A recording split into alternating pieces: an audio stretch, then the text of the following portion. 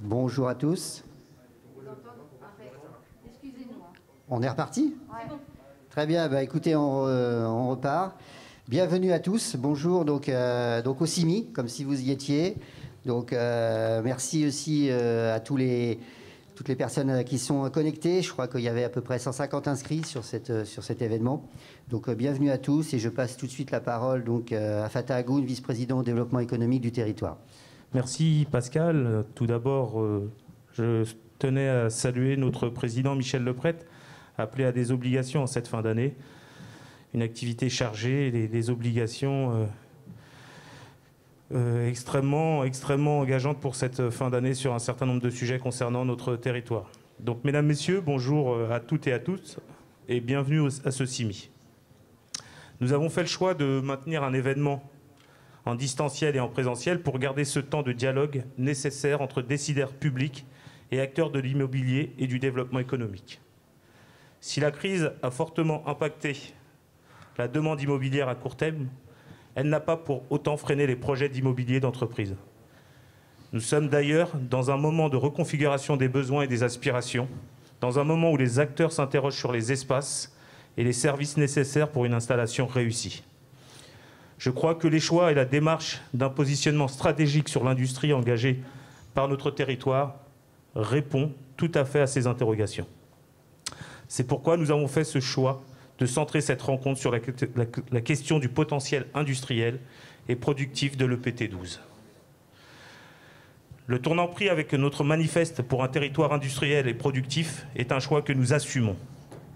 Une relocalisation en milieu urbain pour rapprocher les travailleurs des lieux d'emploi, pour construire un modèle de développement durable et écologique qui tire les enseignements des crises que nous subissons aujourd'hui, semble plus que jamais d'actualité.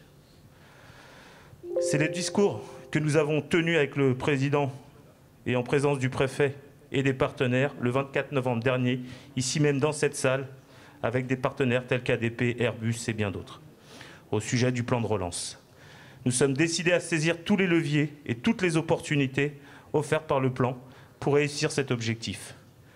Les premières mesures et les premiers appels à projets évoqués montrent que nous sommes dans le vrai concernant le changement de modèle urgent et nécessaire que nous portons.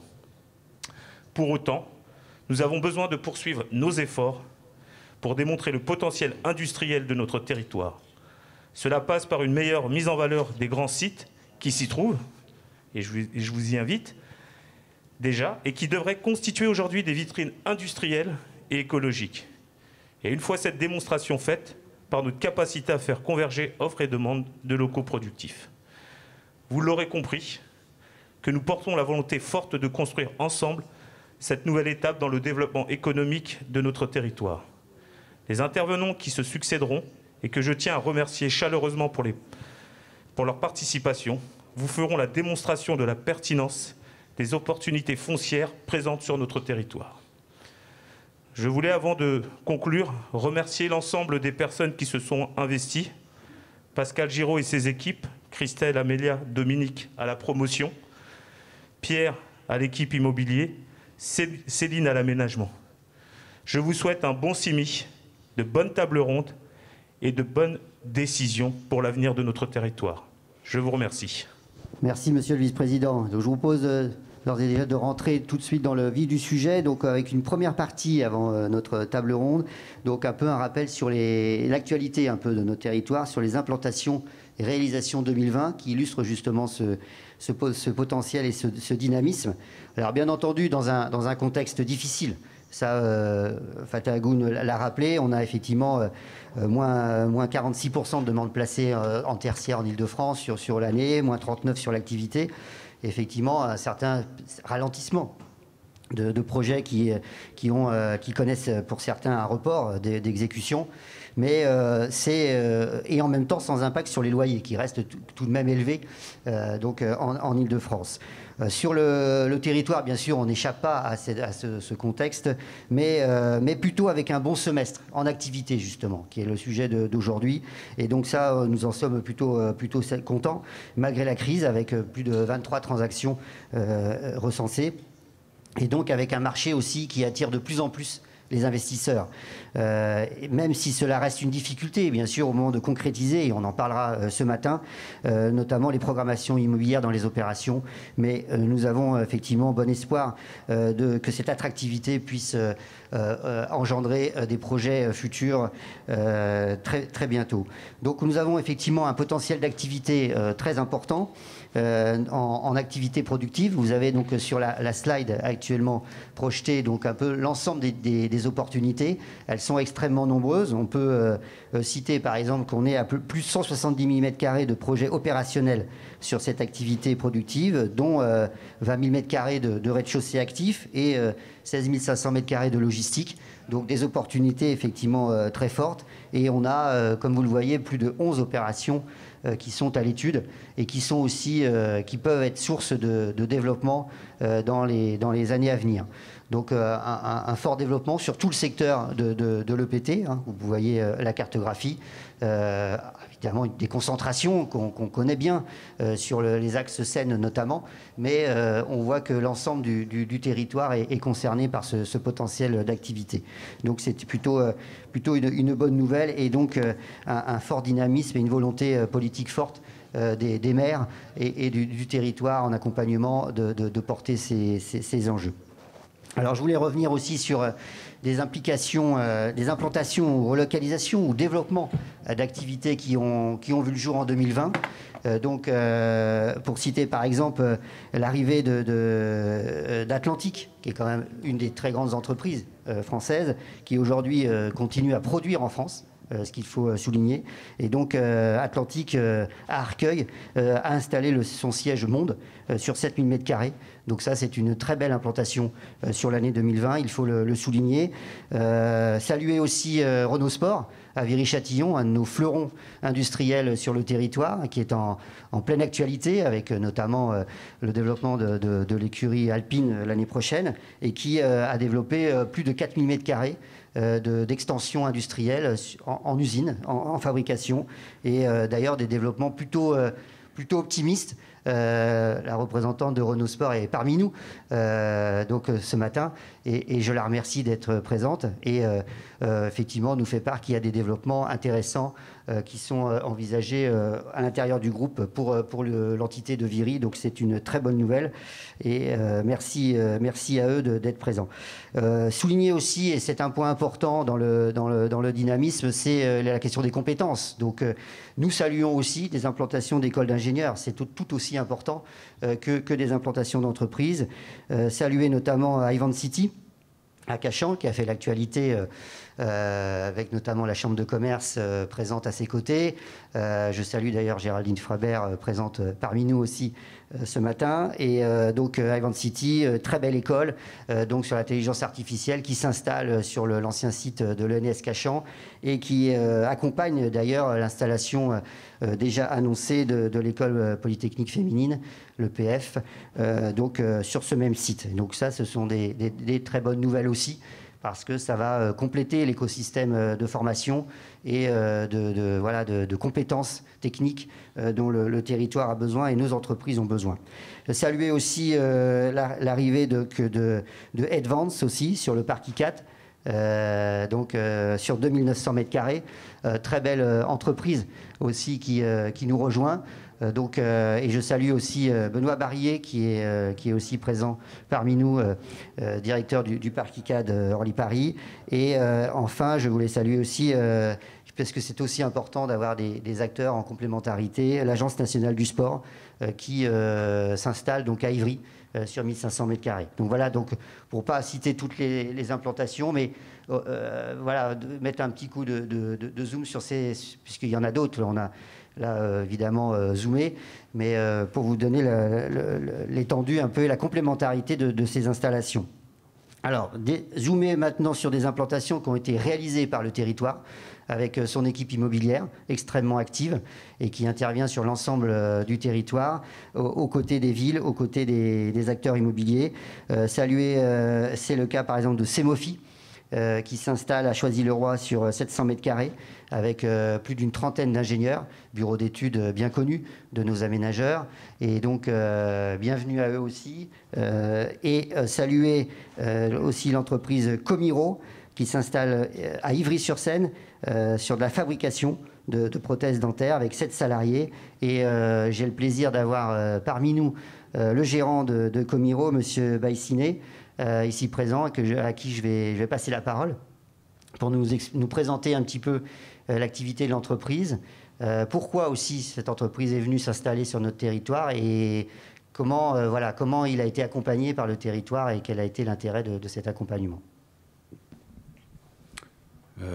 Bonjour à toutes et à toutes.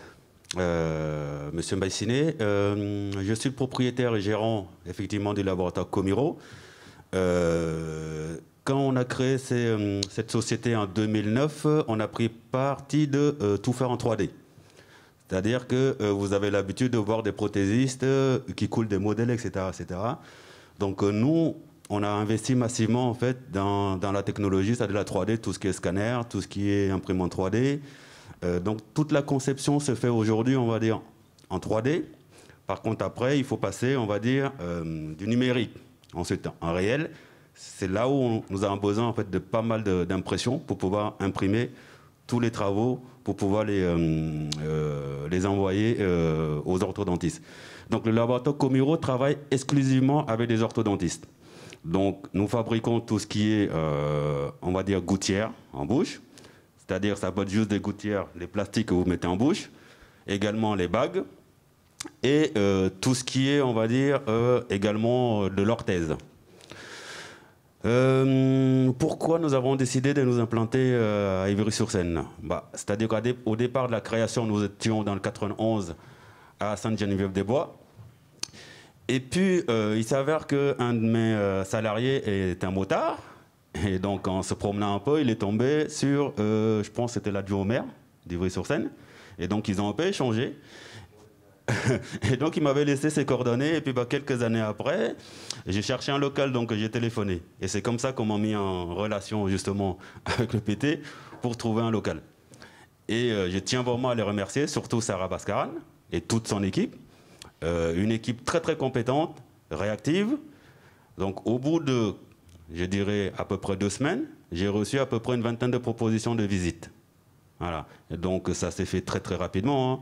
Là, le local actuellement, je ne suis pas encore dedans, puisqu'il y avait pas mal de travaux à effectuer. Donc j'espère que d'ici, on va dire, janvier ou plus tard, nous pourrons aménager dans ce nouveau local. Il faut également rappeler qu'avec la Covid, on a eu pas mal de difficultés justement à réunir les acteurs pour faire les travaux, ce qui a un peu retardé, on va dire, l'installation. Mais en tout cas, actuellement, nous sommes quand même à Ivry-sur-Seine, hein. Voilà. Très bien, merci beaucoup. Donc, bienvenue sur le territoire. Je poursuis aussi en citant notamment l'entreprise Cuideo, donc à Ivry-sur-Seine, une start-up espagnole dans les services notamment aux personnes âgées qui s'installe dans notre pépinière, donc Silver Innov, la seule pépinière dédiée à la Silver Economy en France, et qui, avec 35 salariés, donc fruit aussi d'un partenariat étroit que nous avons avec Choose Paris Region et Business France, et je salue aussi donc la présence de Lionel Grotto, le directeur général de Choose Paris Region, qui sera avec nous en visio. Et d'ailleurs, Cuideo, je crois savoir qu'il devrait recevoir le prix de la COSEF, la chambre de commerce espagnole, qui devrait lui donner ce prix dans quelques jours, il me semble, si les indiscrétions sont bonnes. Voilà, donc c'était pour les différents les différentes implantations, notamment accompagnées par le territoire. Je souhaitais saluer aussi dans ce bilan 2009 les réalisations immobilières, évidemment, dans le domaine du productif, parce que ça, c'est évidemment la clé de pouvoir prévoir, mettre en œuvre des capacités d'implantation. Et donc, saluer en tout premier lieu donc, la réalisation de Village en Seine, par le groupe Pierreval, donc à Villeneuve-Saint-Georges, sur 2500 m². Et donc, je passe tout de suite la parole donc, à Thomas Hamon, qui nous a fait le plaisir d'être parmi nous, responsable commercial, et qui va nous en dire un petit peu plus, et dire un petit peu plus aussi la stratégie de Pierreval dans cette activité productive sur nos territoires. Merci beaucoup. Bonjour à tous. Alors moi je suis Thomas Hamon, responsable commercial des parcs d'activités pour le groupe Pierreval. Alors aujourd'hui c'est un petit peu particulier ce que l'on fait Pierreval. Pour faire tout à fait simple, c'est une opportunité d'être là. Le programme de Village Enseigne, il devait être initialement uniquement composé de logements. Et on a des lignes à haute tension qui traversent le terrain, donc sur lesquelles on n'a pas pu réaliser de logement. Et c'est pour ça que la partie activité de Pierreval a eu l'opportunité d'y installer un parc. Donc vous l'avez dit, on fait 2500 m² qu'on a décidé de diviser en petits lots parce que c'est ce qui marche aujourd'hui pour faire simple et ce qui intéresse le plus les PME. Donc on fait 11 lots entre 220 et 250 m². Pour faire un point sur la commercialisation, on a lancé ça il y a à peu près 1 an pour la partie activité et il nous reste une seule cellule à la vendre. Donc on est très content, malgré une année particulière avec le Covid, où les PME ont été particulièrement touchées, on est très content de ce qui s'est passé. Encore une fois, Villeneuve-Saint-Georges, et on remercie toutes les personnes, que ce soit la SADEV ou toute la partie du territoire et du Val-de-Marne, pour nous avoir accompagnés. Pierreval, on construit beaucoup, plutôt secteur A104, plutôt secteur 104, donc très éloigné. Et là, vraiment, Villeneuve-Saint-Georges, c'était une opportunité exceptionnelle. Et commercialement, on en est très content. Très bien. Merci, M. Hamon. C'est vrai que c'est un produit qui répond tout à fait à la demande qu'on constate et même à la pénurie d'offres, finalement, sur ce type de locaux. Complètement, et surtout sur le secteur, le Val-de-Marne aujourd'hui, qui est particulièrement dense, sur lequel c'est compliqué de construire de nouveaux programmes, de nouveaux parcs d'activités comme on l'a fait. Et aujourd'hui, on voit avec les demandes, c'est très simple, quoi. C'est 1 ou 2 rendez-vous et forcément un client intéressé, malgré encore une fois une année particulière. Donc on est très content de comment ça s'est passé. Très bien, merci beaucoup. De bonnes nouvelles aussi dans ce climat un petit peu pessimiste. Excellent. De voir que les choses peuvent aussi se commercialiser cette année. Je voulais citer aussi, vous l'avez à l'écran, donc les réalisations aussi d'Intensity, partenaire opérateur bien connu en Ile-de-France, qui a ouvert donc son équipement économique à Choisy-le-Roi sur 3600 m², dont 2500 m² de locaux d'activité, avec la particularité d'avoir des services d'accompagnement aux entreprises et une très grande modularité de locaux et de prestations. Et donc aujourd'hui, ça représente un peu plus de 60 entreprises qui seront ou qui sont déjà là, avec un taux de remplissage autour de 60%, donc ce qui montre aussi là le succès de ce type d'équipement. Saluer aussi Urban Pro à Valenton, qui s'est ouvert aussi avec 22 locaux d'activité, un peu dans le même esprit que Pierreval à Villeneuve-Saint-Georges, et on est quasiment là aussi à 100% de remplissage dans quelques jours. Donc là encore, on confirme le succès de ce type d'activité. Et d'ailleurs, dans ces locaux, on peut saluer la présence d'une start-up de fabrication de systèmes électroniques. Comme quoi aussi cette activité existe encore et peut encore avoir un devenir sur nos territoires. Et je salue notamment, par exemple, l'entreprise STAE sur l'Essonne, qui est aussi un de nos fleurons industriels sur ce type d'activité. Je voulais saluer aussi Mosaïque, sur Ivry-sur-Seine, par Aircrea, sur 2000 m². Donc là aussi un programme tout à fait intéressant, et puis qui a signé très très récemment une entreprise sur 800 m², donc Cook Lane, qui est un cuisiniste qui s'adresse aux restaurateurs. Donc là aussi une très belle signature sur un beau parc en développement. Saluer aussi K-Promotion, qui développe à Viry-Châtillon plus de 2000 m² de locaux d'activité.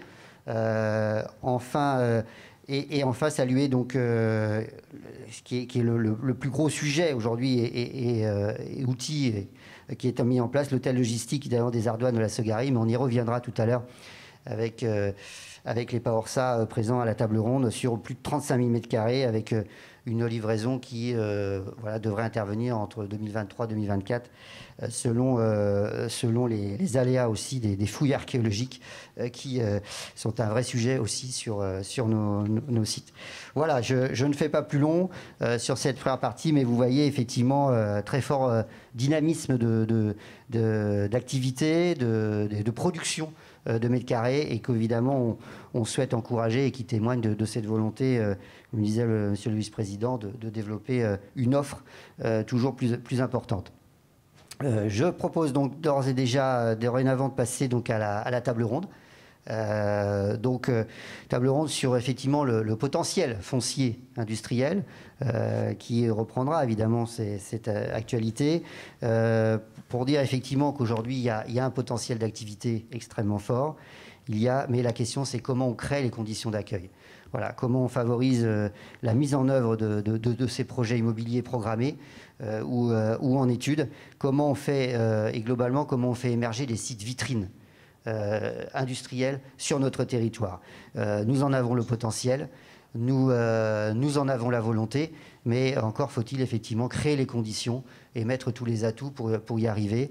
Et donc le territoire souhaite, sur l'année 2021, travailler de façon extrêmement précise sur je dirais la mise en valeur de plusieurs grands sites vitrines dédiés à l'activité industrielle qui feront l'objet d'une attention très particulière et d'un travail étroit pour pouvoir développer ces projets de façon extrêmement rapide, en profitant, comme le disait M. Hagoun, de toutes les opportunités de financement et d'accompagnement dans le cadre du plan de relance ou dans le cadre d'autres dispositifs. Et évidemment, en s'inscrivant dans les logiques de l'industrie de demain, voilà, et des exigences environnementales qui sont aujourd'hui évidemment incontournables et que évidemment on intègre dans cette réflexion. Donc je vais accueillir tout de suite nos intervenants. Donc tout d'abord donc Lionel Grotto, directeur général de Choose Paris Region. Bonjour Lionel. Bonjour Pascal. Bonjour à tous. Merci d'être là. J'accueille aussi Serge Gribowski, directeur immobilier du groupe ADP. Bonjour à tout un chacun et toute une chacune, et bonjour Pascal. Merci. Benoît Kessard, directeur de projet de l'EPA Orsa. Alors on n'est peut-être pas à l'image, mais s'il peut peut-être... Alors, bonjour à tous. Je viens d'activer ma caméra, j'espère que vous me voyez. Pas encore, ça ne va pas tarder. Si. Merci Benoît d'être présent. Avec plaisir. Voilà, ça y est, on te voit. Et enfin, donc Antoine Tobia, directeur territorial d'EDF. Bonjour à toutes et tous. Bonjour Pascal. Merci d'être là. Donc je vais passer tout de suite la parole donc, à Lionel Grotto. Ma question sera relativement simple. C'est finalement quelle attractivité industrielle pour l'Île-de-France et pour le territoire finalement, et quelles actions vous pouvez mener aux côtés des territoires pour renforcer cette attractivité. Et puis une deuxième question peut-être sur, on a vu du potentiel, des projets à l'international, et je pense que tu en parleras, mais finalement la question c'est comment on arrive à les implanter, comment on les fait atterrir sur nos territoires. Donc Lionel, si tu peux voilà, nous éclairer un petit peu sur ces questions importantes. Oui, effectivement, merci Pascal, merci à tous. C'est vrai que sur le sujet industriel, on a beaucoup travaillé en 2020, qui était un temps où il y a eu effectivement des perturbations, de l'arrivée de la pandémie, mais malgré tout, je pense qu'on a tous ensemble aussi construit des outils qui vont nous être utiles pour la suite. Je pense notamment au site industriel Clermain, qui a été annoncé récemment et sur lequel, sur le territoire, on a réussi à trouver un site effectivement à mettre dans cette liste. Et je pense qu'on peut probablement, et on partage, je pense, cette volonté aller encore plus loin. Donc on a effectivement un site qui a été identifié sur Vitry, avec 4000 m². On est dans une zone dense. C'est effectivement un territoire qui est très urbain, avec aussi tous les avantages de ça. On est sur un territoire qui est la troisième zone économique d'Île-de-France, après Paris et la Défense. En termes de nombre d'entreprises, on est à 50 000 entreprises sur le territoire. Donc on a vraiment une attractivité très forte, avec un territoire extrêmement connectés. C'est des atouts qui sont hyper clés pour des industriels. On a 3 autoroutes, 21 gares RER, 6 stations de métro. Je ne refais pas l'article. Et puis, il y a aussi une vraie force en termes de filières, et je pense que c'est des filières aussi d'avenir, puisque la santé, la food tech, l'IT, Et puis le manufacturing, ce sont quatre filières qui sont bien structurées, avec à la fois des grands groupes, des centres de R&D, des clusters. On a vu qu'il y a aussi des capacités d'accueil variées, qu'il faut probablement, sur le volet industriel, encore continuer à travailler. On voit qu'il y a un certain nombre de collectivités aujourd'hui qui se posent des questions sur tout ce qui est les activités tertiaires. On voit que finalement, là où on imaginait que c'était parfois la solution facile, aujourd'hui, il faut se poser des questions. En tout cas, un certain nombre d'acteurs se posent des questions. Et effectivement, des maires, y compris, parfois se tournent aussi vers nous aussi également pour imaginer l'avenir de certaines zones qui étaient peut-être, qu'on imaginait pouvoir être des zones de bureaux, mais peut-être demain, elles pourraient en fait être des zones d'activité industrielle. Donc on voit qu'il y a tout un travail à mener derrière, parce qu'on n'a pas forcément tout l'outillage hyper rodé pour se dire comment est-ce qu'on fait ça, comment est-ce que ça se passe, comment est-ce que les maires peuvent aussi avoir tous les outils à leur disposition pour savoir qu'est-ce qu'ils doivent faire pour aller dans ce sens-là. Nous, c'est vrai qu'on a besoin d'avoir des sites qu'on puisse mettre dans notre CRM qui soient bien identifiés, effectivement, avec des procédures qui soient un petit peu avancées et pouvoir aussi justifier d'un écosystème autour par filière. Donc voilà, je pense un peu le challenge. Et peut-être juste sur la question de l'attractivité industrielle de la région, parce qu'en fait finalement on a pu penser à un moment que l'Île-de-France n'était pas une région industrielle. On a eu un retournement un petit peu de discours ces dernières années, donc avec un engagement maintenant de la plupart des acteurs sur l'intérêt et la pertinence et le fait que la région a toujours été une région industrielle et doit pouvoir le rester. Et comment un peu vous inscrivez un peu dans cet objectif-là. Et est-ce que effectivement vous pensez, vous qui vendez quelque part l'attractivité de la région à l'international, c'est un atout sur lequel on peut compter et qui peut encore plus se valoriser dans les années à venir?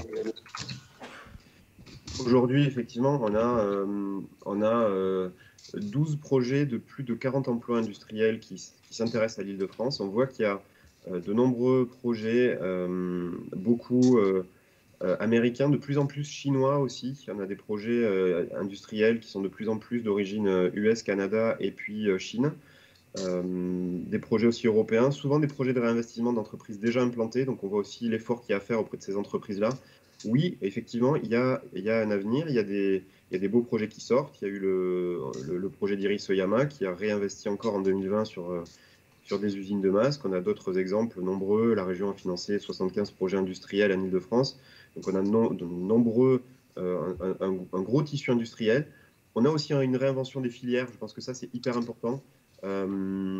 Toutes les régions, il faut le savoir, que ce soit en France ou à l'international, se positionnent sur des filières d'avenir. Donc on est en train de travailler sur la mobilité urbaine volante. On a lancé un appel à projet et on a reçu plus de 150 candidatures provenant de 22 pays sur cette filière qu'on souhaite implanter autour de Pontoise.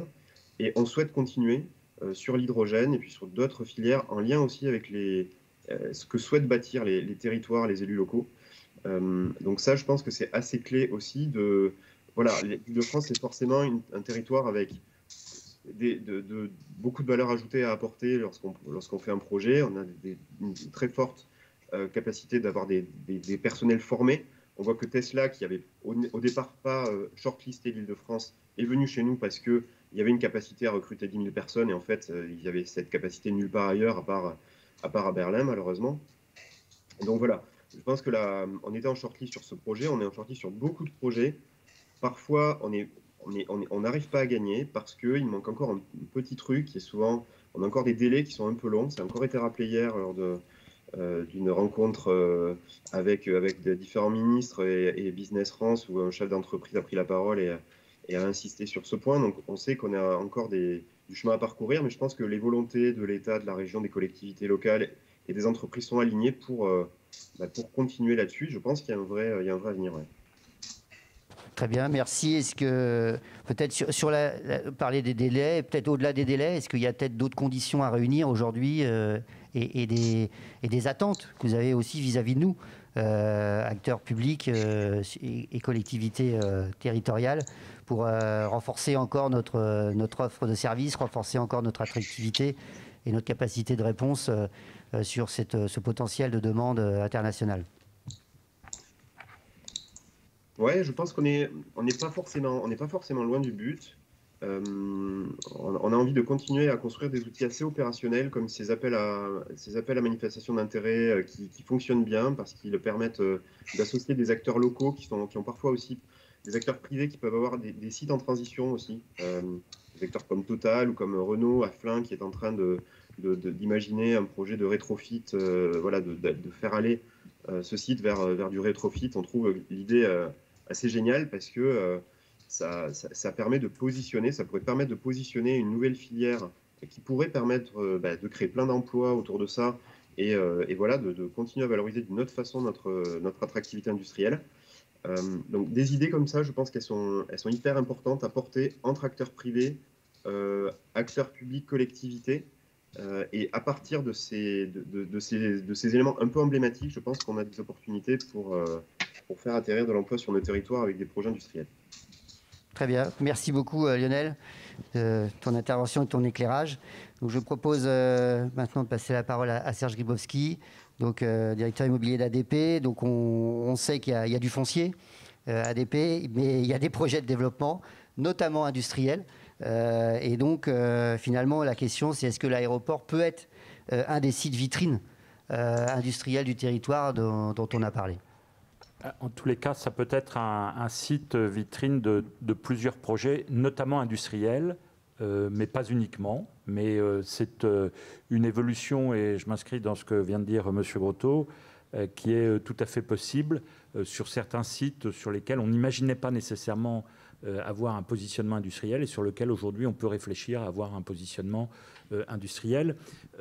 Juste pour répondre, et sans faire d'exposé peut-être général comme ça, le constat que je fais aujourd'hui, c'est que nous avons des demandes qui deviennent originales et qui deviennent industrielles, et notamment deux types de demandes en prospection qui sont un grand besoin de data center et qui sont des stations hydrogène. Et notamment des stations hydrogène parce qu'au fond, quand on raisonne dans le futur, et on est là pour raisonner dans le futur, les besoins en hydrogène vont se développer. Et un des moyens de rendre conciliable l'aérien et le développement durable, c'est vraisemblablement la technique hydrogène. Et donc, de toute façon, nous intéressons, du fait de l'activité aéroportuaire, nous intéressons ce type d'opérateur. Et intéressant ce type d'opérateur et le data center également.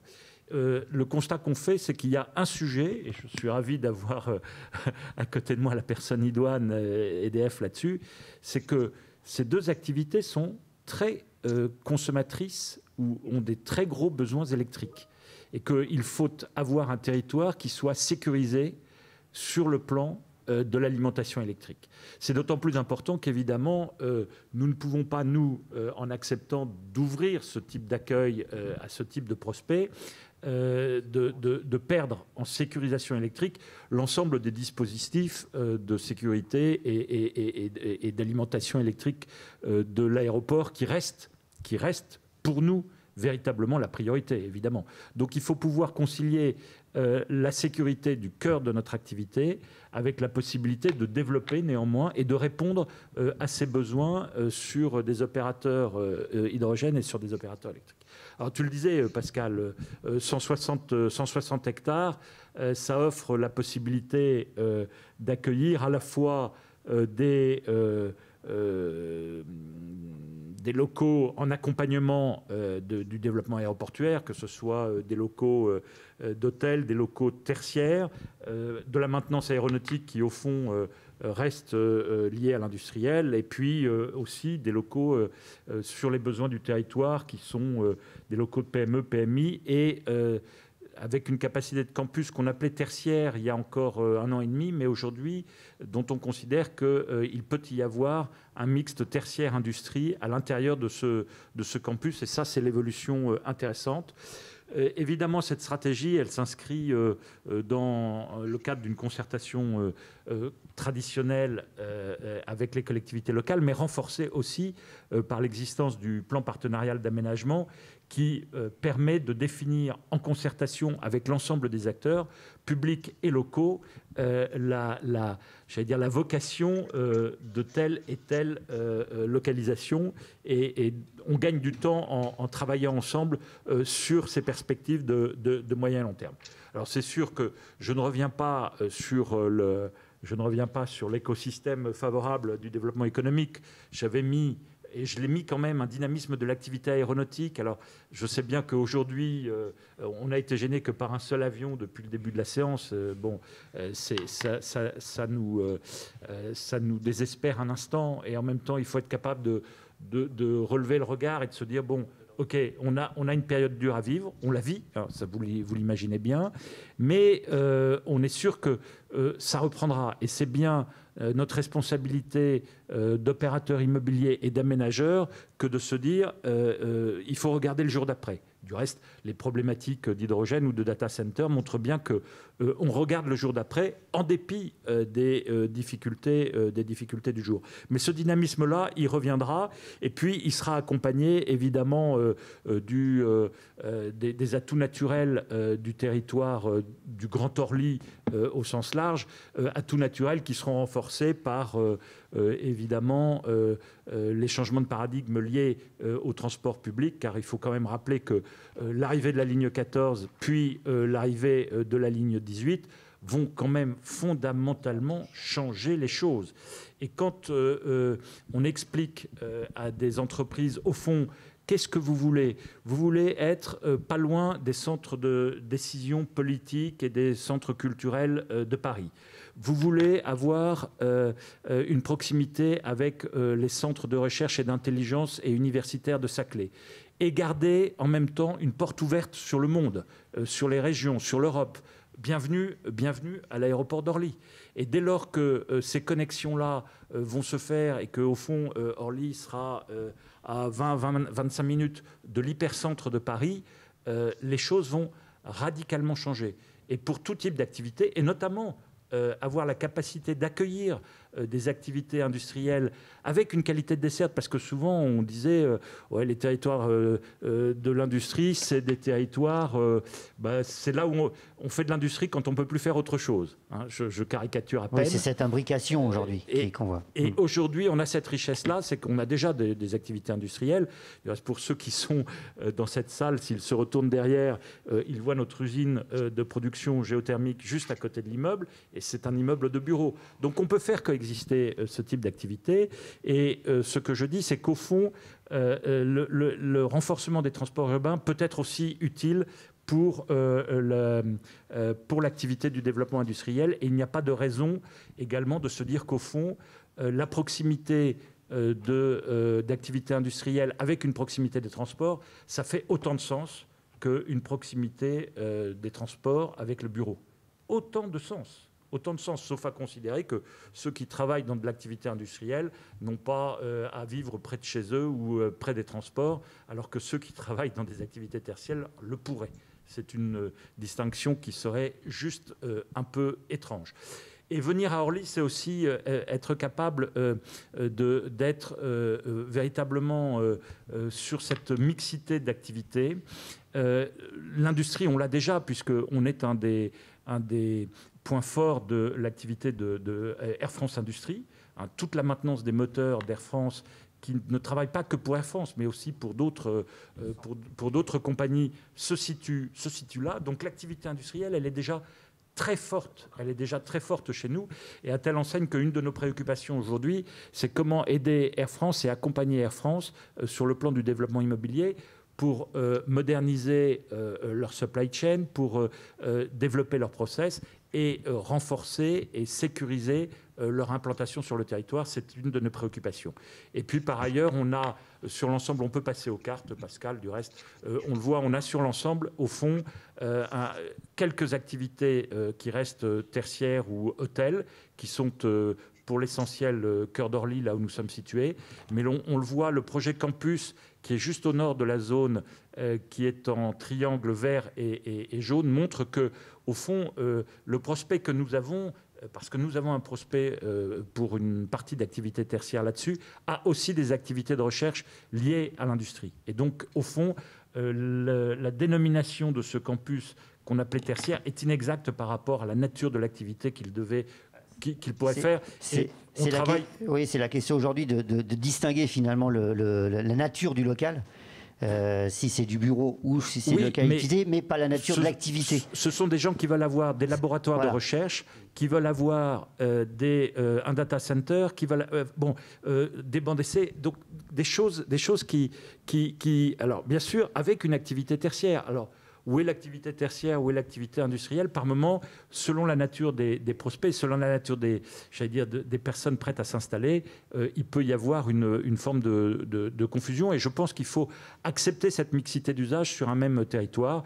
Et on voit au fond que l'aéroport, notamment dans ces zones périphériques, a de grandes réserves foncières qui sont en vert sur la carte qui vous est présentée et qui montre cette capacité à accueillir de l'activité, avec en plus le fait que dès lors que ADP est aussi aménageur, nous pouvons anticiper les conditions d'accueil en anticipant les autorisations environnementales uniques, en anticipant les données d'aménagement, parce qu'au fond, nous sommes notre propre aménageur et donc toutes les VRD sont faites. Il n'y a plus qu'à plugger en quelque sorte la zone sur des aménagements qui sont déjà réalisés. Et donc, il y a de grands avantages à ce territoire par notre action et par la concertation étroite que nous avons avec l'établissement public territorial, puisqu'il y a encore moins d'une semaine, et sans trahir de secret, nous avions une démarche commune sur un prospect tertiaire, mais avec une composante industrielle. C'est quand même extrêmement intéressant. Et avec Michel Leprêtre et les équipes de Pascal Giraud, pour essayer de convaincre quelqu'un qui a un besoin, en fait, je ne dénonce pas le prospect parce que c'est le secret des affaires, mais c'est pour vous donner cette illustration, qui a besoin à la fois de 12 000 à 13 000 mètres carrés de bureaux dans un premier temps, mais dans un deuxième temps, 25 000 mètres carrés d'activités de productives et de laboratoires. Et au fond, on lui dit, mais nous, on peut faire les deux. Et on peut faire les deux à proximité. Et c'est cette proximité tertiaire, industrielle, qui peut permettre d'emporter le morceau, si je puis dire. Voilà ce que je voulais dire, c'est l'essentiel. Je crois qu'effectivement, c'est un des grands enjeux qu'on voit, c'est cette imbrication, effectivement, entre activité et tertiaire sur les produits. Et c'est cette capacité qu'on aura dans les années à venir à créer cette offre-là qui n'existe pas vraiment, où il y a trop eu cette dissociation finalement entre d'un côté du tertiaire, d'un côté de l'activité. On le voit sur les startups. On a effectivement beaucoup de demandes, notamment à l'international, Lionel Grotto pourra en parler, qui demandent aussi à pouvoir avoir des beaux locaux de type start-up, comme on les connaît, comme on les voit sur Paris, mais aussi une capacité de local d'activité, de pouvoir entreposer, pour se faire livrer, pour prototyper, pour fabriquer, même sur des... Et je salue la présence de Benoît Juster de Cemaris, qui ne me contredira pas sur le fait que de plus en plus de prospects, notamment dans l'agro, ont besoin d'avoir cette mixité de local et cette modularité qui n'existe pas vraiment aujourd'hui dans l'offre disponible. Donc c'est vrai que nous, on pousse ça, on pousse les acteurs, et c'est un appel aussi qu'on fait aux opérateurs, aux aménageurs, aux développeurs, pour essayer de travailler sur ces questions-là. Sur ces emprises foncières, il y a des vrais potentiels pour le faire. Oui, dans le prolongement de ce que vous dites, je crois que ça a été extrêmement souligné. Alors, les 160 hectares, je suis obligé de comparer ces mécaniques dans ma tête, c'est naturel avec Gentilly, qui est ma ville où je suis élu, où on ne fait que 118 hectares, mais c'est une petite ville au cœur battant, il n'y a pas de problème là-dessus. Et je crois que ça met en exergue l'attractivité du territoire, je crois que vous l'avez rappelé. Et c'est important aussi de le dire bien haut, bien fort, qu'on est dans un territoire où demain, la Société du Grand Paris va aménager ici des lignes 15, des lignes 14, des lignes 18, et qui sont interconnectés avec le RERB, le RERC, avec des tramways 3, 9, le métro 7. Je crois qu'il y a les autoroutes, que ce soit l'A6, la 186, qui convergent toutes vers le territoire de Cœur d'Orly et Grand Orly-Seine-Bièvre. Et je crois qu'il y a besoin de rappeler cette attractivité immobilière et industrielle, et que ce mixte est nécessaire dans les activités du futur. Et c'est pour ça que le territoire défend cette orientation politique, et je crois que c'est important de le rappeler. La deuxième chose, sur la question de notion des acteurs publics et locaux, sur comment demain on peut définir là où on peut s'installer.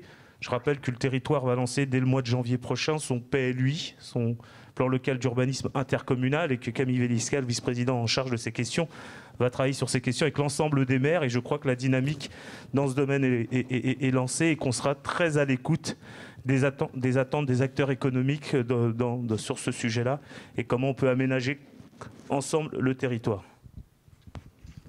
Voilà, non, le reste c'était des présentations, mais je crois que c'est pas le cœur du débat. C'est simplement pour montrer que nous avons une série de projets et les situer. Tu peux tourner, oui, Pascal, voilà, et rappeler voilà ce que disait Fatah à l'instant et qui montre cette capacité d'interconnexion. Ce qui est extrêmement important et que vous rappelez effectivement, je n'avais pas cité la ligne 15, alors elle est très importante.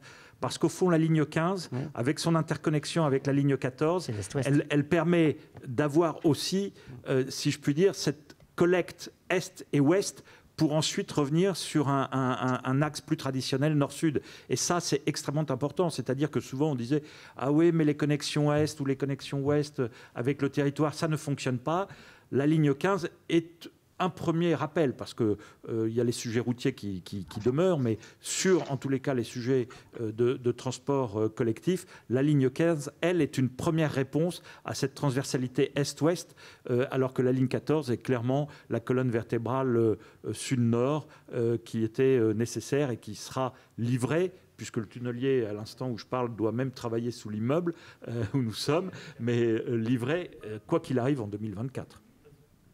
Peut-être, je déroule peut-être rapidement, mais c'est peut-être pour illustrer quand même ce qu'on dit. Et du reste, ce que j'évoquais, c'est effectivement le Paris-Orly Campus qu'on définissait il y a quelque temps et lors d'un précédent CIMI, on parlait d'un grand campus tertiaire. Aujourd'hui, on a une vision beaucoup plus mixte de ces deux opérations qui font 140 000 m² et dont on voit que on espérait pouvoir, à l'époque, en parler pour 2024. Aujourd'hui, effet Covid, on en parle en 2026. Mais là aussi, il faut savoir s'inscrire dans le temps long. On préférerait que ça soit plus rapide, mais nous avons cette capacité de patience et de temps long qui fait que ce qui est important, plus que le calendrier et 2 ans de retard, c'est de dire que la dynamique des projets demeure. Voilà ce que je voulais dire.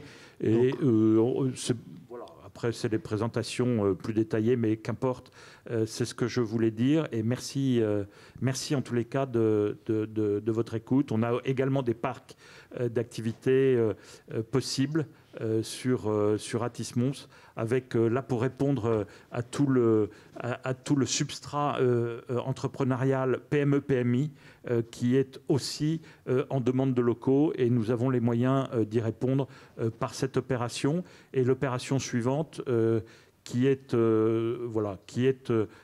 sur Paris-Vieille-Poste et un petit peu sur Vissou quand même, pour dire les choses, même si je dépasse les limites du territoire, et je m'en excuse, mais voilà. Et puis au fond, le développement économique ne peut pas connaître de frontières à 50 mètres près, parce que là, on serait complètement à côté de la plaque. Donc, on a aussi cette capacité-là sur les Avernaises. Voilà. Très bien. Merci encore. Merci beaucoup, Serge. Donc, on voit le potentiel, effectivement, cette imbrication industrie tertiaire qui effectivement nous semble être une tendance lourde et intéressante en termes de produits immobiliers à inventer derrière. Je passe la parole à Benoît Kessard, donc directeur de projet à l'EPA Orsa, un de nos principaux aménageurs sur le territoire. Donc, Benoît, vous êtes engagé à nos côtés très étroitement pour développer l'activité productive sur le territoire, et particulièrement aux Ardoines, qui est un de nos grands sites de projet, peut-être une des plus grandes opérations d'aménagement de la métropole, et qui, pour nous aussi, pourrait effectivement être un de nos sites vitrines majeurs du territoire dans les années à venir. Pouvez-vous nous dire comment il peut l'être ? Absolument. Merci beaucoup, Pascal, de m'avoir invité à cette table ronde et de me permettre de vous présenter un petit peu plus en détail cette grande opération d'aménagement dont on parle très souvent. J'ai préparé quelques slides de présentation. Je ne sais pas si c'est possible de les diffuser. Si ce n'est pas le cas, ce n'est pas grave, je peux tout à fait faire sans. J'avais prévu de vous parler en quelques mots de l'EPA. Elles vont arriver, je pense. Pour celles et ceux qui ne le connaissent pas encore. Donc l'EPA Orsa, c'est l'aménageur de l'opération d'intérêt national Orly-Rungis-Seine-Amont. On intervient sur tout le T12, quasiment tout le T12. On intervient dans des contextes urbains qui sont extrêmement divers. on intervient à la fois à Chevilly-la-Rue pour y développer donc, des ZAC de logement, les ZAC Anatole France et Triangle du Meunier. On intervient dans le centre ancien de Villeneuve-Saint-Georges pour faire donc, de l'amélioration de l'habitat existant. Et puis, on développe également des grandes opérations mixtes dans lesquelles on essaye de faire cohabiter programmes résidentiels, programmes tertiaires et activités. Excuse-moi Benoît, on a un petit problème de son. Non, c'est bon. Voilà, on va essayer de l'améliorer.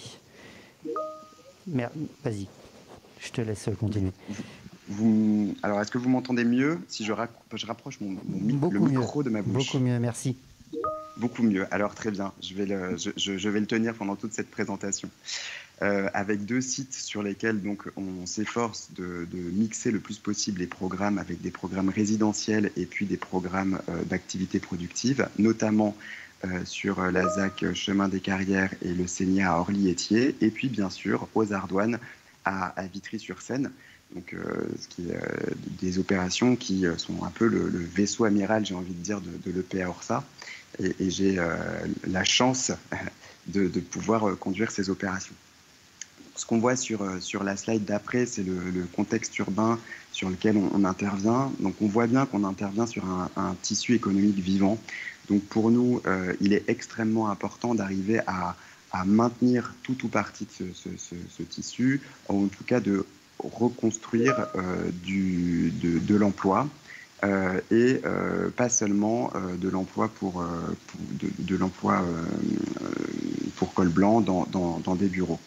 Ce qu'on voit également sur cette image, c'est les atouts dont bénéficie le territoire et dont bénéficient particulièrement les Ardoines, avec bien sûr cette desserte par la 86, mais on en a déjà parlé, cette desserte par le fer, on en a également parlé, avec un renforcement de l'accessibilité en transport en commun, avec en effet l'arrivée de la ligne 15, dont on a peu parlé jusqu'à présent dès 2025 aux Ardoines, et puis surtout la voie d'eau et la Seine, dont on n'a absolument pas parlé, et il me semble que c'est quand même un atout majeur du territoire pour pouvoir développer de l'activité productive.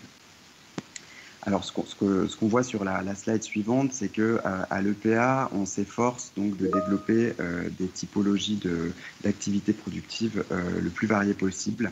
Donc, on travaille en gros sur 3 échelles, à la fois des petites surfaces, donc ce qu'on a appelé les rez-de-chaussée actifs, des produits d'échelle intermédiaire. Donc, je vous présenterai l'exemple du site Ponticelli qu'on développe dans la ZAC Seine-Gare-Vitry.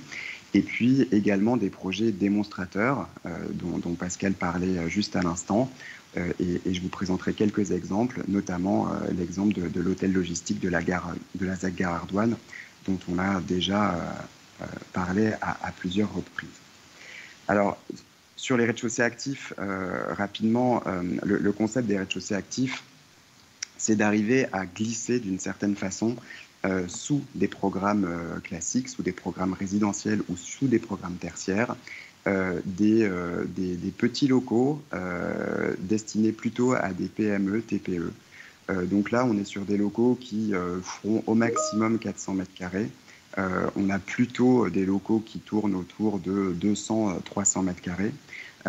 Donc on a bien sûr dans nos fiches de l'eau imposé aux opérateurs des hauteurs sous plafond qui permettent d'accueillir ce type d'activité. Et puis la ville de Vitry nous a également fortement invités à prévoir dans les sous-sols. Petite coupure. C'est chez lui. Benoît, est-ce que tu nous entends? Bon, s'il n'y en avait pas, ça serait pas drôle. Alors, je vous entends très bien. Est-ce que vous m'entendez? Oui, c'est bon. D'accord. Alors, je ne sais pas où je vous ai perdu. Ville de Vitry. Alors, donc nous travaillons en étroite collaboration avec la ville de Vitry-sur-Seine, bien entendu, qui nous a également invités à réfléchir à l'aménagement d'aires de livraison et à l'aménagement de monte-charge dans les programmes immobiliers pour satisfaire donc, les besoins des futurs preneurs et puis pour faciliter au mieux la coexistence entre ces activités ces activités économiques et les programmes résidentiels qu'on développe au-dessus. Donc, on le voit bien sur cette image. Ce sur quoi on travaille, c'est sur un empilement de fonctions. Sur la slide d'après, voilà, je vous présente concrètement comment les choses se passent spatialement dans une des 2 ZAC qu'on développe sur le territoire des Ardoines. Donc vous avez ici la ZAC Seine-Gare-Vitry, donc c'est la ZAC qu'on développe au nord de ce grand territoire de 300 hectares que sont les Ardoines. Donc à l'intérieur de cette ZAC, on développe environ 3500 mètres carrés de rez-de-chaussée actifs. Et ce qu'on voit sur la slide d'après, c'est donc cette imbrication entre les programmes résidentiels et les programmes d'activité économique. Donc on voit bien, c'est ce chapelet de petites surfaces qui viennent habiter les rez-de-chaussée et permettre donc l'animation des pieds d'immeubles. Par ailleurs, ce qui est important de dire, c'est qu'on travaille dans un contexte d'inondabilité qui nous a finalement offert l'opportunité de développer donc tous ces rez-de-chaussée actifs en pied d'immeuble, puisque comme vous le savez, dans le cadre du PPRI, on ne peut pas développer de programme résidentiel à rez-de-chaussée. Et donc, on avait des programmes à rez-de-chaussée qui, somme toute, étaient sans affectation, sans destination. Et on a transformé la contrainte en opportunité pour pouvoir donc accueillir des rez-de-chaussée actifs et des petits locaux pour PME, TPE. Alors, ce qu'on voit sur la slide d'image, sur la slide suivante, pardon, c'est que cette ambition, elle est quand même pas simple à mettre en œuvre pour des raisons que vous connaissez tous, mais qui me semble utile de rappeler ici.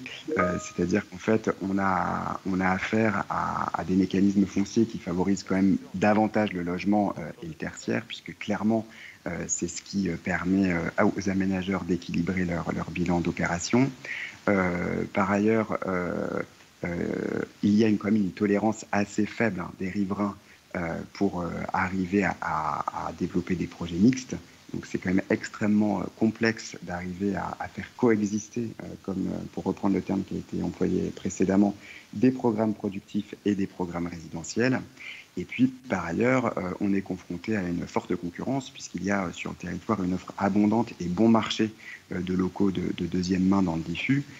Et on a un vrai enjeu pour nous d'arriver à sortir des locaux neufs à des loyers tout à fait attractifs pour les futurs preneurs. Donc il y a quelques leviers possibles, hein, fort heureusement. Il y a éventuellement le préfinancement de l'aménagement des COP commerciales. Ça, c'est une piste qu'on avait commencé à travailler avec le territoire dans le cadre du territoire d'industrie. Et puis, bien sûr, la création d'une foncière publique à l'échelle de tout le T12. Mais ça, je laisserai peut-être Pascal en parler plus volontiers. Peut-être juste pour dire, on y reviendra, mais juste pour dire effectivement qu'il y a une réflexion qui a été lancée, puisque nous avons lancé l'étude il y a quelques jours sur la faisabilité, effectivement, de la création d'une structure patrimoniale à vocation économique pour justement intervenir dans ces opérations et sur ces rez-de-chaussée, notamment, qui ne trouvent pas forcément aujourd'hui de porteurs en investissement, parce que ce sont des produits nouveaux, ce sont des produits complexes, et effectivement, les investisseurs ne sont pas toujours au rendez-vous. Encore aujourd'hui, ça sera peut-être le cas dans les prochaines années, et donc on pense que l'intervention publique est nécessaire, au moins dans les prochaines années, pour assurer ce portage. Donc l'étude est lancée, et on travaille étroit avec les villes qui sont extrêmement intéressées, puisque la plupart des villes ont des sujets de cette nature, et donc pouvoir en 2021 pouvoir proposer un scénario possible de mise en œuvre et pourquoi pas aboutir effectivement à la création de ces structures, qui serait un outil effectivement extrêmement important. Sachant aussi que, pour réagir un petit peu à ce que tu dis, c'est vrai qu'il y a une concurrence possible effectivement d'offres de seconde main, mais le grand atout de ces rez-de-chaussée actifs, c'est d'être en zone très dense. C'est-à-dire que et on voit bien l'intérêt et le besoin qu'ont les acteurs économiques de rester en zone dense, notamment dans leur zone de chalandise, dans leur zone commerciale, et de ne pas s'éloigner. Et dans les années à venir, peut-être que ça sera la solution, ou la seule peut-être solution, finalement, pour rester au contact de la zone dense et de la zone parisienne, de venir s'insérer dans des locaux de cette nature, même si, effectivement, c'est plus complexe, c'est plus compliqué à intégrer et ça demande effectivement un travail beaucoup plus fin. Mais ça sera peut-être l'une des seules solutions de rester au contact dans les opérations d'aménagement en première couronne. Donc voilà, ça c'est aussi un des grands défis, je pense, que le territoire a dans les prochaines années. Absolument. Donc voilà pour la première échelle de la première typologie de produits qu'on essaie de développer dans nos opérations. On travaille également sur des projets d'échelle intermédiaire. Donc là, j'ai préparé simplement une slide. Si on peut remettre la présentation, merci. Pour vous présenter donc l'exemple d'un projet qu'on développe en lien là aussi avec la ville de Vitry et le territoire, toujours dans la ZAC Seine-Gare-Vitry. Donc c'est ce qu'on appelle donc le site Ponticelli. Donc là on se trouve au nord du territoire. Vous avez sur cette slide une photo du site existant. En fait on vient tirer profit d'une halle existante qui peut tout à fait être maintenue dans le cadre du projet urbain. On arrive à créer des porosités entre ce grand îlot et puis le reste du tissu. On arrive à maintenir cette halle pour y développer de l'activité économique et de l'activité productive sur environ 5000 m² bureaux et activités additionnées. Et donc, notre objectif, c'est vraiment de ne pas faire table rase. C'est-à-dire que on intervient dans le respect du tissu existant, et si d'aventure eh bien, une opportunité se présente pour pouvoir maintenir de l'activité productive, eh bien, on la saisit. Comme on l'a fait ici sur ce site qui initialement avait vocation à accueillir plutôt des programmes résidentiels. Et puis en accord avec la ville de Vitry et avec le territoire, on a décidé finalement de maintenir cet îlot en activité productive. Et on pense même que finalement le maintien de cette grande halle, ça peut être aussi un plus pour l'opération d'aménagement. Ça va permettre aussi de lui donner un certain caractère, de maintenir des traces du passé industriel du site. Et on sait que les élus y sont particulièrement attachés. C'est effectivement un bon exemple effectivement du maintien aussi, puisqu'on parle de créer de nouvelles capacités industrielles, mais peut-être qu'il faut déjà s'occuper du maintien de celles qui existent. Et la question de la relocalisation aussi de nos entreprises qui peuvent être touchées par les opérations d'aménagement, évidemment, est un des sujets sur lesquels on travaille en priorité.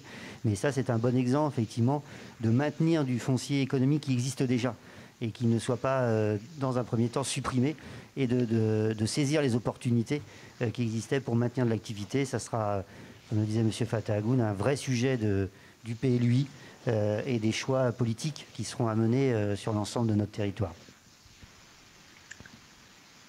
Absolument. Et enfin, la dernière échelle sur laquelle on travaille avec l'ensemble des acteurs, eh bien, c'est ce qu'on a appelé donc, les projets démonstrateurs. Donc les projets démonstrateurs, le plus connu de tous les projets démonstrateurs sur lesquels on travaille avec la ville de Vitry et avec le territoire, c'est bien sûr l'hôtel logistique des Ardoines développé avec la Sogaris. Donc je ne représente pas ce projet que tout le monde connaît, simplement quelques éléments pour vous dire que c'est quand même un programme immobilier qui est dédié à 100% à de l'activité productive sur 35 000 m². Et ce qui fait l'originalité, me semble-t-il, de ce programme, c'est sa mixité. C'est-à-dire que avec cet hôtel logistique, on développe tout à la fois, bien sûr, de la logistique urbaine, mais aussi de l'agriculture urbaine en toiture. On a également quelques mètres carrés SDP de bureaux, et puis on a également des commerces ouverts en pied d'immeuble en lien avec l'activité logistique. Donc ce qui me semble vraiment intéressant dans ce projet, c'est la mixité verticale qu'on a réussi finalement à intégrer au sein de cet hôtel logistique. Et puis ce qui me paraît également tout à fait remarquable, c'est le traitement architectural de cet hôtel logistique. Vous en avez ici une première illustration. Donc ce qu'on voit sur la slide suivante, c'est le programme en agriculture urbaine.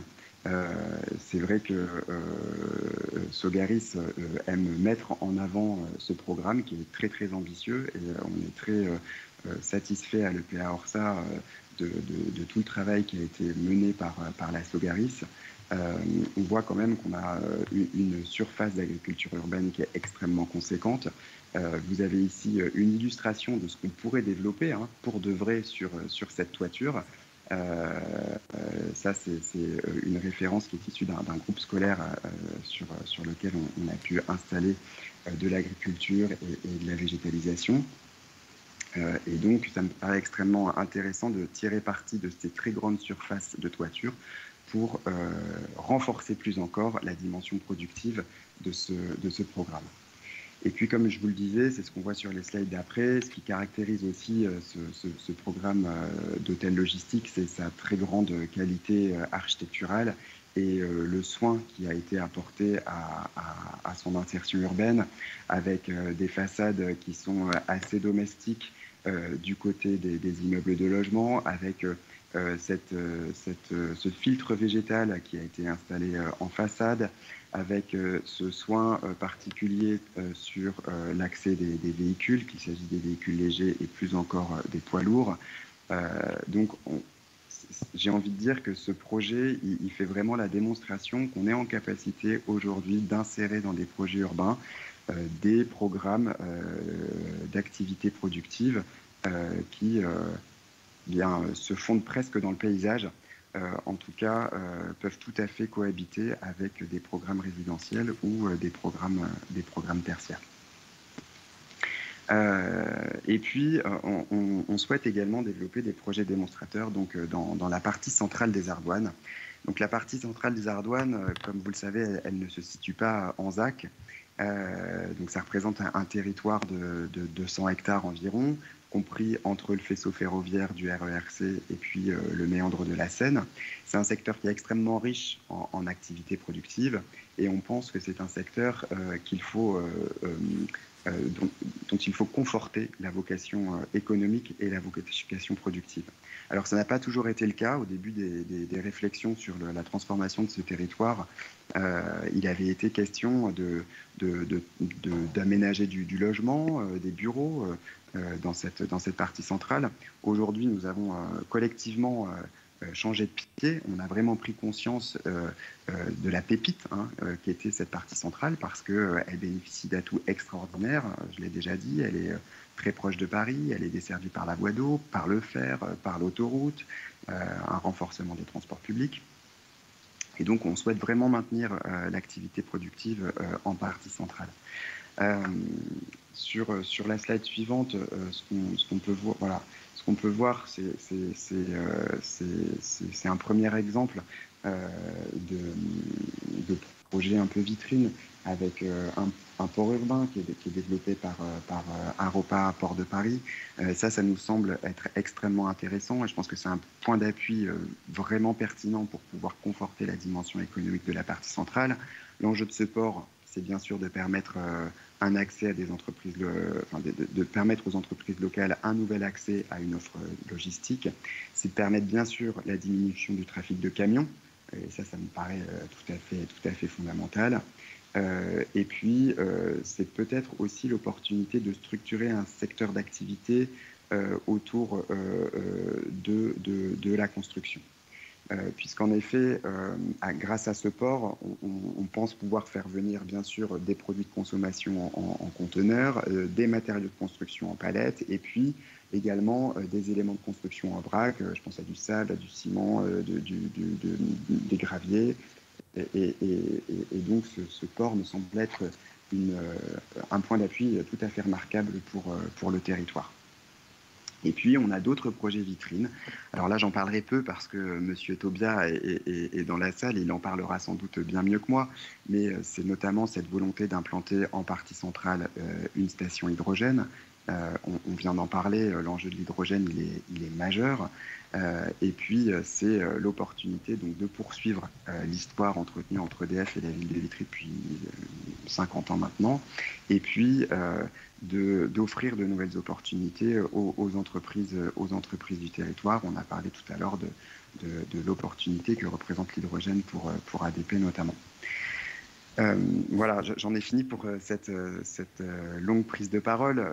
L'idée pour moi, c'était vraiment de brosser un panorama des différents types de produits immobiliers sur lesquels on travaillait et de prendre un petit peu la mesure des différentes échelles sur lesquelles on bossait, à la fois des échelles extrêmement petites quand on parle de rez-de-chaussée actif, et puis aussi des échelles très très conséquentes, en 35 000 m² pour l'hôtel logistique qu'on développe avec la Sogares. Très bien, merci beaucoup Benoît, c'était très clair et très intéressant de voir cette mixité justement de produits qui peut être intégrée dans une même opération ou d'un même site.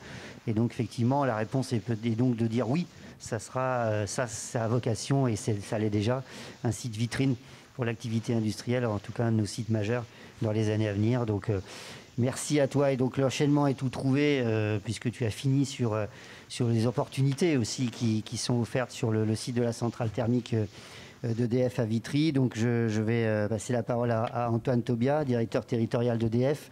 Le site évidemment de l'ancienne centrale, c'est un des sites industriels majeurs de notre territoire depuis effectivement plus de 50 ans. Il est en reconversion. Un projet innovant est déjà en cours, on vient déjà de l'évoquer, et il représente une opportunité foncière aussi exceptionnelle en proche Paris, dans un secteur effectivement stratégique, et donc effectivement il a tous les atouts pour rester ou être demain ce site vitrine qu'on évoque depuis ce matin. Donc Antoine, est-ce que tu peux nous en dire un petit peu plus et quels sont les développements en cours sur ce site? Juste, oui, pour passer le... Si vous pouvez remettre la diapo. Voilà, très bien. Très bien, merci. Donc effectivement, comme on a parlé d'ailleurs Benoît Kessard, donc on est sur la partie centrale des Ardoines. On est un acteur industriel historique de plus de 50 ans, où on a démarré par de la production d'énergie, notamment à base de charbon, mais c'était une autre époque, si je puis dire. Et cette centrale, effectivement, est à l'arrêt depuis 2015. Et comme le dit Pascal, effectivement, la réserve foncière est très importante. C'est un foncier, effectivement, assez exceptionnel. Néanmoins, on est sur des temps longs, puisque pour travailler sur des chantiers de déconstruction, de viabilisation de terrain, ça prend du temps, comme vous pouvez l'imaginer.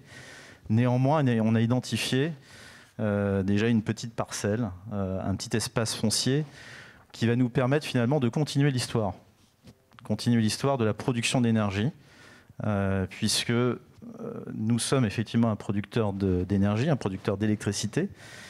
Et donc sur le petit rectangle rouge là que vous voyez à droite, idéalement situé, pas loin de l'axe Seine, comme l'évoquait M. Kessard, et pas loin aussi des grands acteurs, si je puis dire, de la logistique urbaine, on a vocation, on souhaite implanter une station de production d'hydrogène bas carbone, en s'appuyant finalement sur une électricité qui est déjà très décarbonée. Donc c'est aussi ça l'atout finalement qu'on a en France via nos outils de production, et de privilégier finalement une production d'hydrogène sur la base de l'électrolyse de l'eau.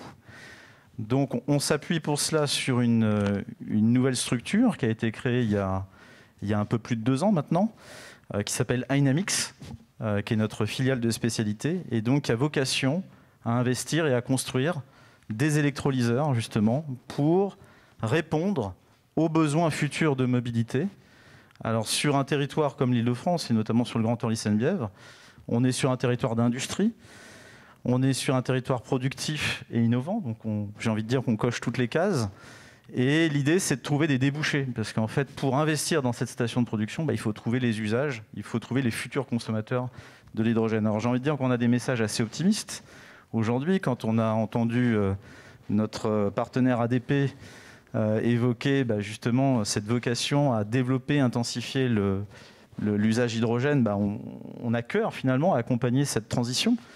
Et donc forcément, il faut aller identifier ces besoins de mobilité lourde qui sont aujourd'hui très émissifs sur le plan du carbone, mais aussi sur le plan de la pollution de l'air, parce qu'on est quand même à 3 km de Paris, et on voit qu'on est dans une zone de faible émission qui est de plus en plus contrainte sur les déplacements.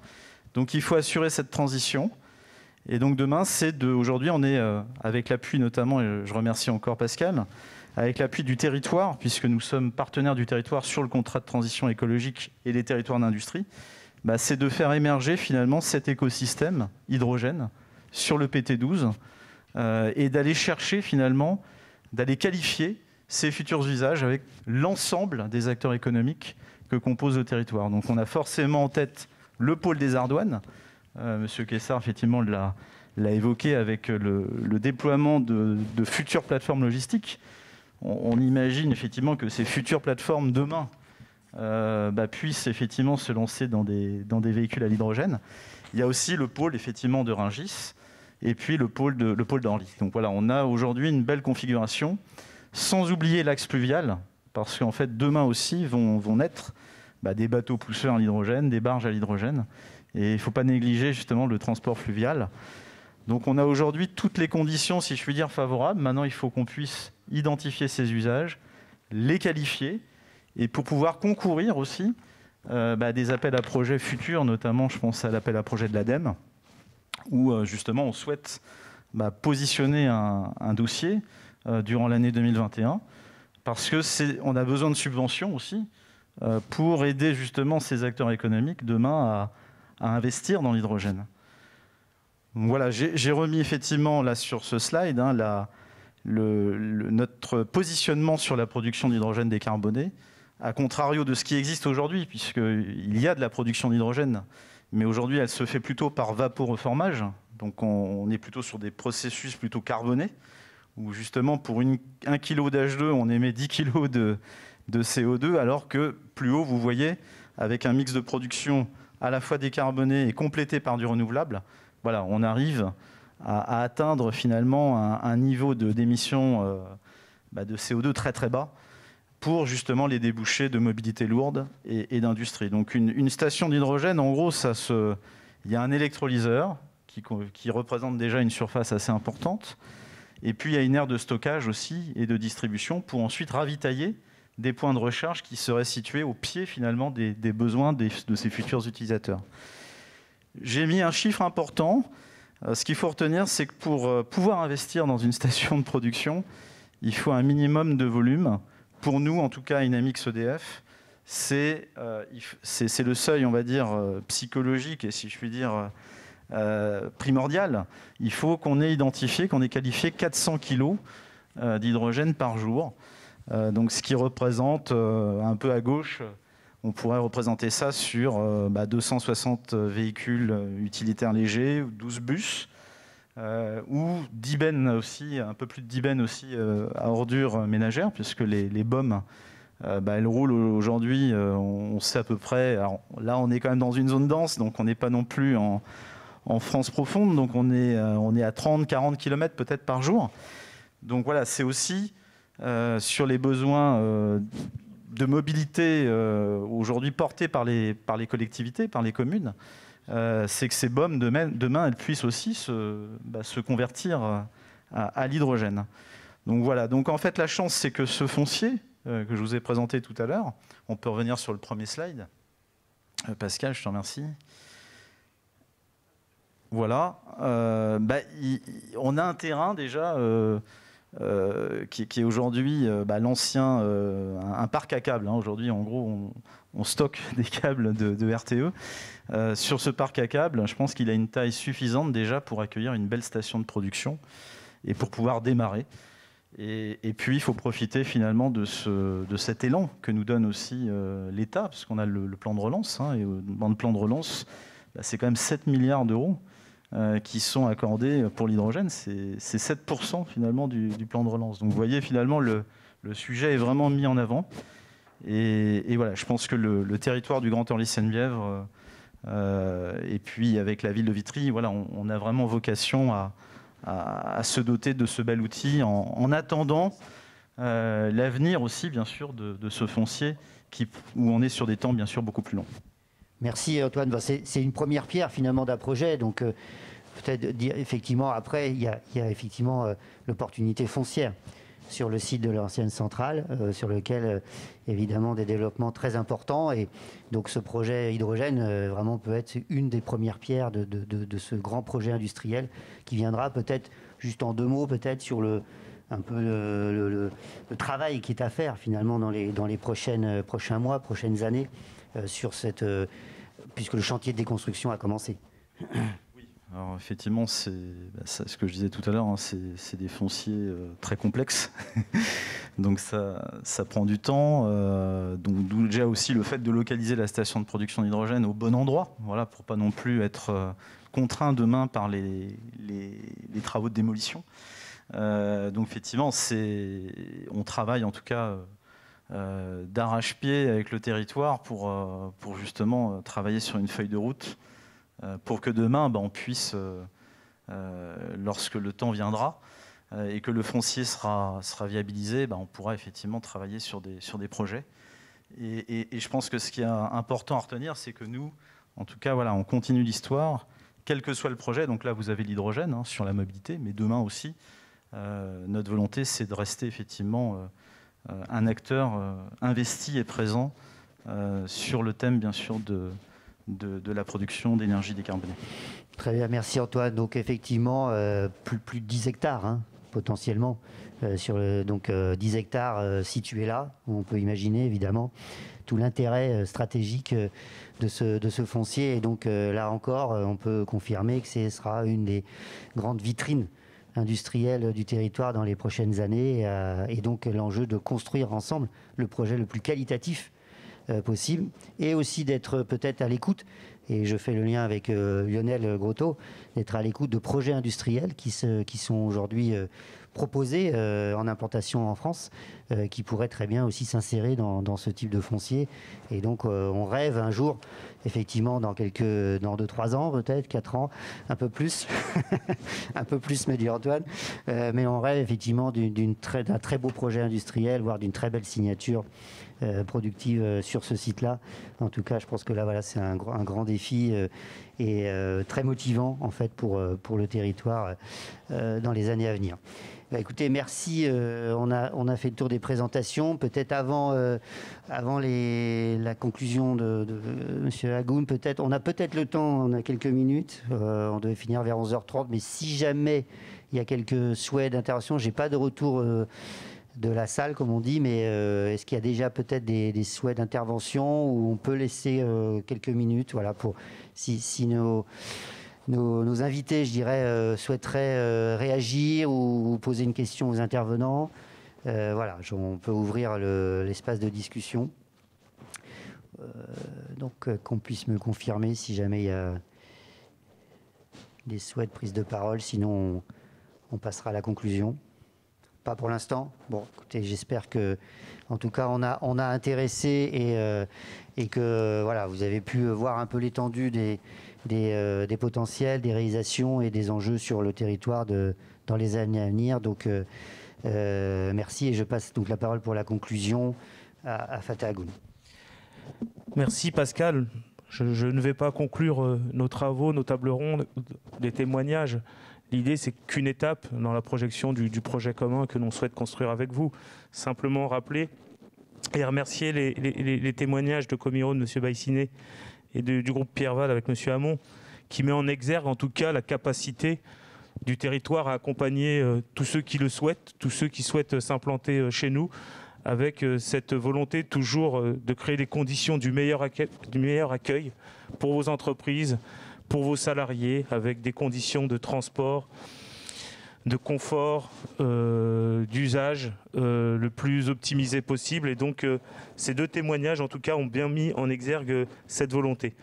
Remercier aussi les intervenants de la table ronde, avec le PA Orsa, ADP, EDF, Chose Paris Région. Remercier l'ensemble des intervenants pour la promotion, l'expérience qu'ils ont, les projets qui sont en cours, la capacité du territoire à accueillir tout type d'activité. Je le dis, nous avons une multitude de possibilités et nous travaillons à travers le PLUI à l'ancrer définitivement sur notre territoire.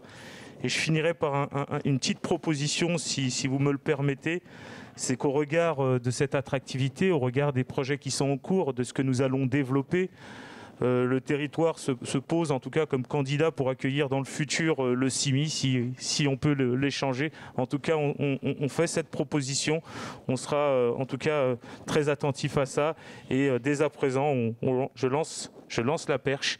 Et si ceux qui veulent la recevoir, nous serons ouverts avec ADP, avec tout ce qui se développe, à pouvoir accueillir dans des temps à court, moyen ou long terme, le CIMI sur notre territoire. Je vous remercie tous et je vous souhaite une bonne continuation. Merci bien. Merci à tous.